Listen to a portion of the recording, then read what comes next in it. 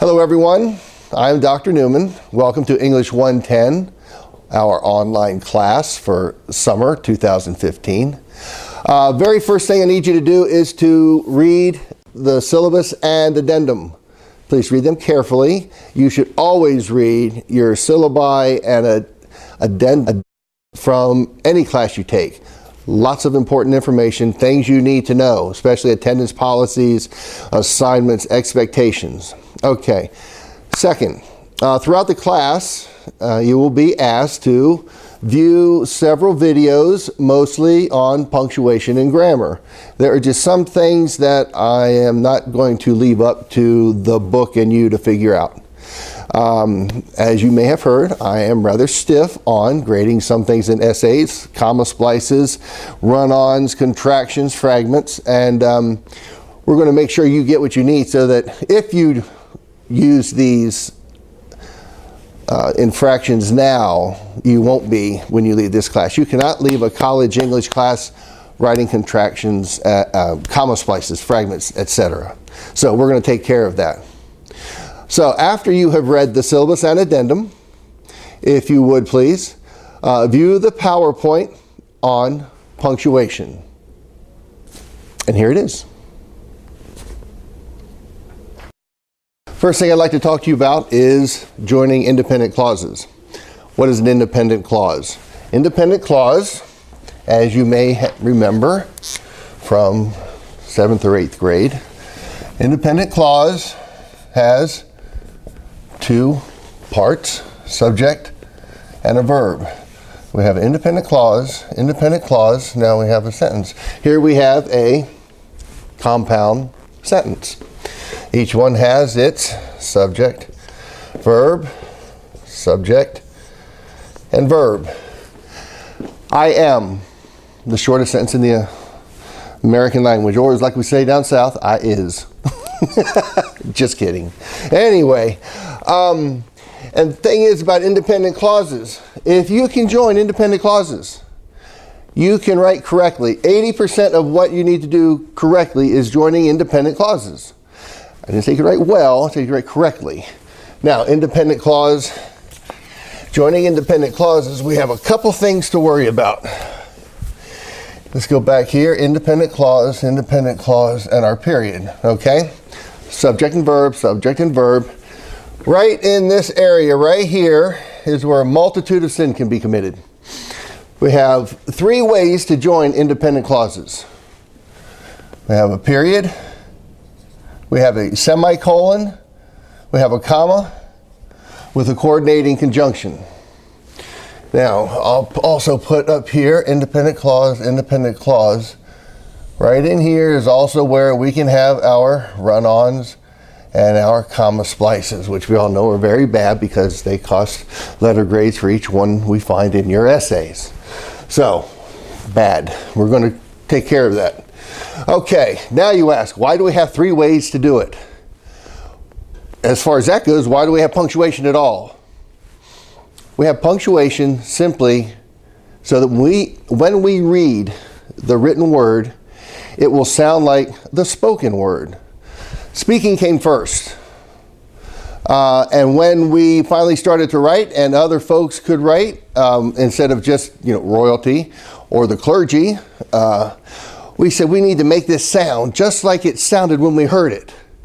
So they came up with punctuation. And when you come across punctuation, what do? You pause different lengths. That's because in our speech patterns, we pause different lengths when we come to different parts of a sentence. That's the simple reason why we have punctuation. It's so it sounds right. So a lot of times you will read an essay or you will read something and it may not sound right. You don't know why it doesn't sound right, but you know it doesn't sound right. So, okay, back to independent clauses. Why do we have three ways? Okay, three ways to join independent clauses. The period is simple, okay? Reading along, and you come to this part right here, and you say, okay, I know what this means. I just read an independent clause. I'm about to read another independent clause that is, well, it's not all that closely related to the one that came before it, except that it's in the same paragraph. So when I get here, I'm going to pause quite a bit.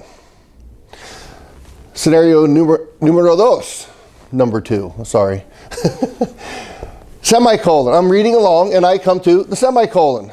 I too know what this means. It means I have read an independent clause. I'm about to read another independent clause that is somewhat closely related to the first one, so I'm not going to pause quite as much as with the period. Number 3, reading along and I come to this.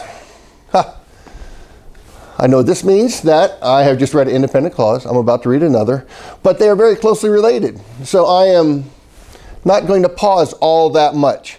That's why we have 3 separate ways to join independent clauses. A lot of pause, some pause, not a lot of pause. And the word you need to remember here is relationship. The closer related these 2 independent clauses are, the less we're going to pause. Why do we pause? Because that's what mimics our speech patterns from long, long ago. Okay, so what if I have this and this right here? Independent clause, we have subject and verb, subject and verb. So you're reading along here. This is what we would affectionately known as what? A run-on. Thank you very much. A run-on. Now, you're reading along in a paper and you see this and whoo, man, I'm glad I caught that run-on. Problem. What's this? Comma splice. You have a comma splicing together, and splice means to join together, not to split. That is slice. This is splice with a P. It means to join together, and a comma cannot join 2 independent clauses. It doesn't have a dot. And in punctuation, dots are strong. You see up here, this can separate, but the comma needs help with the coordinating conjunction, of which there are 7, and we'll get to those in just a moment. But down here, now we have a comma splice. You have 2 things that can happen right here that can cost you a letter grade. Like I said, a multitude of sin can happen right there.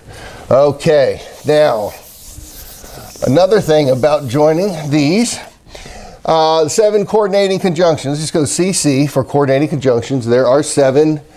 It is and, or, nor, for, but, so, and yet. And, or, nor, for, but, so, yet. Let me fill that T in a little bit so you can tell that's actually a T. I know you have fanboys or something else, and then you see F would be for, and just and, or, nor, for, but, so, yet. Just remember it that way. It works. Okay, and when you're writing them down, they just comes out. So 7 coordinating conjunctions, and, or, nor, for, but, so, yet. Okay. Now, let's see. Let's take an example very quickly. A simple sentence. I went to the store and I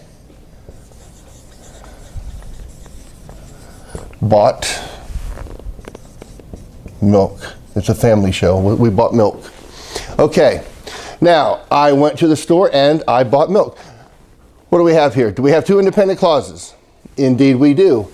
Subject, verb, right? I went to the store, I bought. Subject and verb, independent clauses. Rule number 1 of commas in almost every handbook in the world will say, use a comma to separate independent clauses joined by a coordinating conjunction. That's what we have here. We have 2 independent clauses joined by a coordinating conjunction. Therefore, we put the comma in. There is also a little statement in there, I will say it because it's in the book and you're going to see it, that if the 2 independent clauses are short and there is no chance of misreading, the comma may be omitted. Forget it. If you always put the comma in, you're always right. If you leave it in, you may be right. So just put it in there and know that you're right. That comes with a bit of a caveat. In your classes, if your teacher tells you you don't need it, just go along with whatever your professor for that class says, okay? We're going to get to that again with the Oxford comma. If they say you don't need it, don't put it in. But you know that putting it in is right. So, I went to the store and I bought milk. perfect, easy example of a independent clause joined by a coordinating conjunction. We've got them separated. Now, a lot of folks think that just because you have a coordinating conjunction that you need a comma. Not true. We do here, but now if I take that out, what do we have? We have one independent clause and one dependent clause, which is not what the rule says, is it? The rule says if you have two independent clauses joined by a coordinating conjunction, you need a comma. We do not have two independent clauses, therefore we do not need the comma. It's just that simple. Okay. Let me get rid of this. And I will get rid of this. And I will put that on there. If you have any questions, please feel free to email me. Thank you.